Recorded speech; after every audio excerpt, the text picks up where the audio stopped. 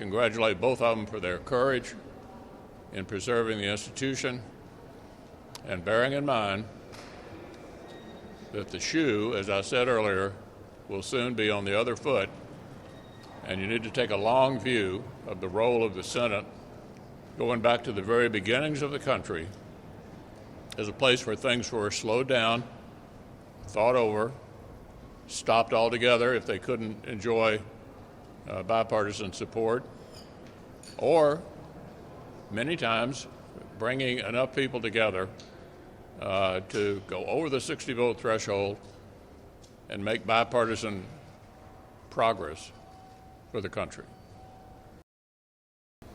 Well, we don't have to reset because the filibuster is not going to be changed today. What I can tell you for sure, and even if you have short-term memory loss, you may remember that frequently the previous president called upon me and my colleagues to change the filibuster rule. I had a one-word answer repeatedly, no.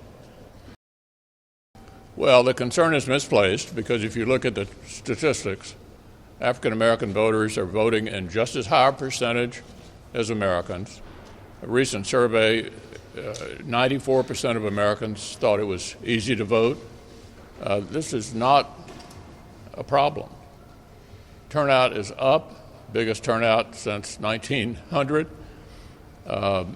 It's simply they're being sold a bill of goods to support a democratic effort to federalize elections.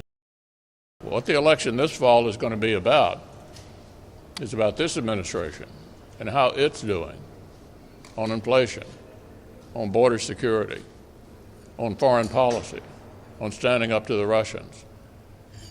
This midterm election will be a report card on the performance of this entire Democratic government, the President, the House, and the Senate. And I think what we're seeing right now from the Democrats is arrogance of power. They obviously can't get their way.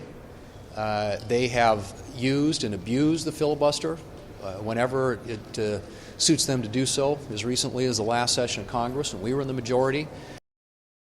It's very convenient for them, to now all of a sudden argue that somehow Republicans are abusing their power.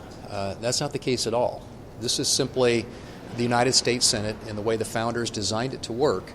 It was to be deliberative. It was supposed to be the place where things simmered down, cooled down, where there was a need for moderation and consensus.